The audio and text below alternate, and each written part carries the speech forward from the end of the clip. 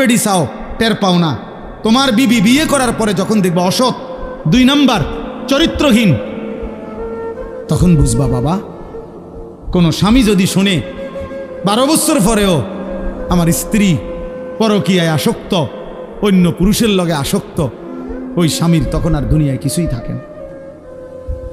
1000 কোটি টাকাও তখন কিছু হয় না, তার জীবনটাই তখন জাহান্নামের টুকরা হয়ে যায়।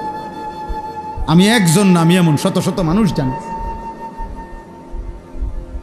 কত মানুষ আমাদের কাছে 400 কোটি টাকার মালিক, বেটা 400 কোটি টাকার মালিক, এমন ভদ্রলোকের চোখের কান্না আমি দেখছি।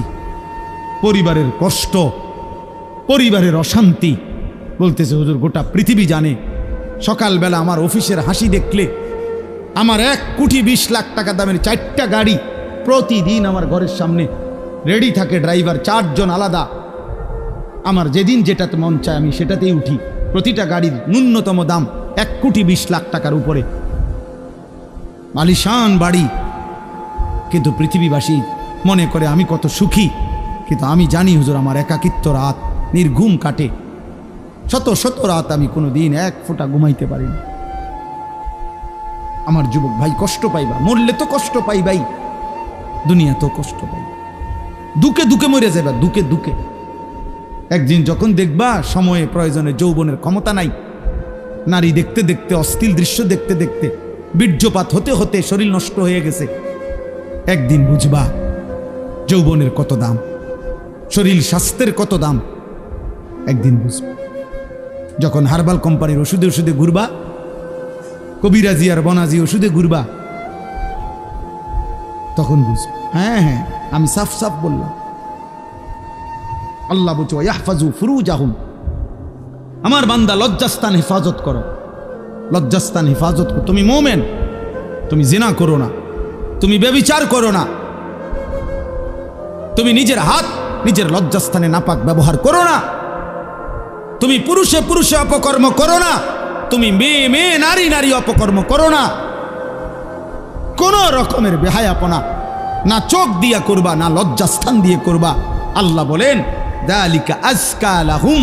এই এবার শেষ কথা হলো, আল্লাহ বলেন বান্দা আমি ওয়াদা দিলাম, চোখ যদি গুনাহ থেকে বাঁচাও, লজ্জাস্থান যদি বাঁচাও, এই 2 জিনিস বাঁচাইলে আমি আল্লাহ ওয়াদা দিলাম, আমি আল্লাহ তোমার অন্তরটা পুরাটা 100 পবিত্র করে দেব। যালিকা আজকা লাহুম, আজকা মানে সর্বাধিক পবিত্র করে দেব, 100 ভাগ দিল সাফ করে দেব। আমি তো প্রায় বলি বেটা, তুমি যদি বিবেক থাকে, একটা ছেলে মনে রাখো বাবা, তুমি নিজের চোখে দেখো যে মসজিদে যখন 5 ওয়াক্ত নামাজের আজান হয়, তুমি নিজে কালকে দেখো আজান যখন হয় তখন কুত্তা খেউ খেউ কইরা ওই জায়গার থেকে সরে যায়, কুত্তা ঘেউ ঘেউ করে সরে যায় ওই জায়গার থেকে, আর ইমানদার মোমেন সে মসজিদের দিকে ঢুকে নামাজ আদায় করতে।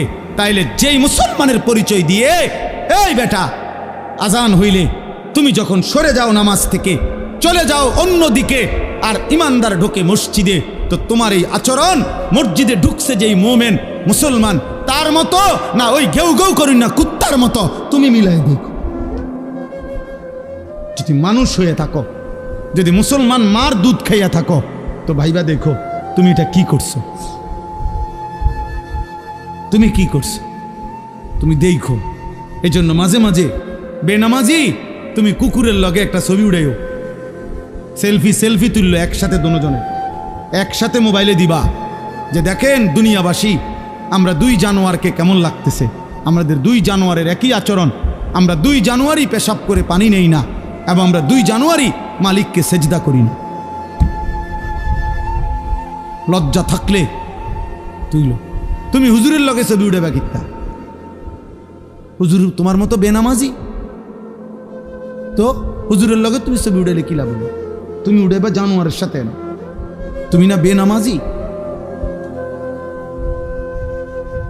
তোমার সাথে যার মিল তুমি তার সাথে না থাকবা, নাউযুবিল্লাহ নাউযুবিল্লাহ। এরপরেও যদি কারো লজ্জা থাকে তো বলো। আল্লাহ আমাদেরকে হেফাজত করেন। আল্লাহ তাআলা ফেরাউনকে বলতে বলছে মুসা নবী, ফাকুলা লাহু কাওলান লাইয়িনা লাআল্লাহু ইয়াতাযাক্কারু আও ইয়াখশা। আল্লাহ বলছে ফেরাউনকেই বলো তোমরা দুই ভাই মুসা এবং